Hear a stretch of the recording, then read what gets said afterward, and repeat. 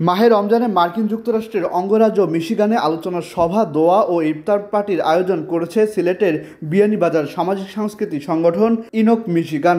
সংশ্লিষ্ট রাজ্যে বসবাসরত বাংলাদেশি প্রবাসীদের মাঝে সংখ্যার দিকে সিলেটের বিয়ানীবাজার উপজেলার অন্যতম।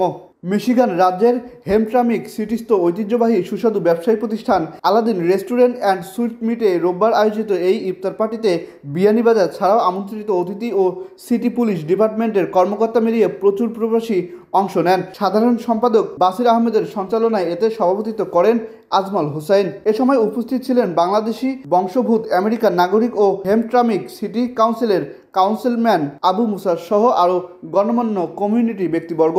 শেষে ইফতারে অংশ নেন রোজাদারগণ।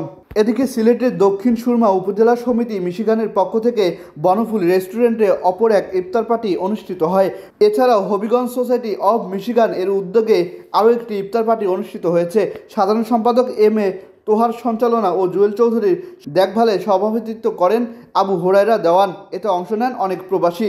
এদিকে ব্রাদার্স অ্যান্ড ফ্রেন্ডস প্রোগ্রাম মিশিগানের উদ্যোগে আলিফ রেস্টুরেন্টে ইফতার ও ডিনারের আয়োজন করা হয়। এতে মার্কিন যুক্তরাষ্ট্রের মূল নাগরিকরা ছাড়াও বিপুল সংখ্যক প্রবাসী বাংলাদেশি অংশ নেন। ওয়ারেন্ট সিটিস্থ মসজিদ বানটেক হলে মৌলভীবাজার অ্যাসোসিয়েশন অব মিশিগান এবং ওয়াসিম ইন্টারন্যাশনাল রিয়েলিটি প্রতিষ্ঠানের কর্ণধারের উদ্যোগে Al Shahi palace and restaurant ইফতার পার্টি হয়েছে। এতে বিভিন্ন দেশীয় কমিউনিটির ব্যক্তিবর্গ সহ প্রবাসী বাংলাদেশিরা অংশ নেন। যুক্তরাষ্ট্র থেকে তুহিন চৌধুরীর রিপোর্ট।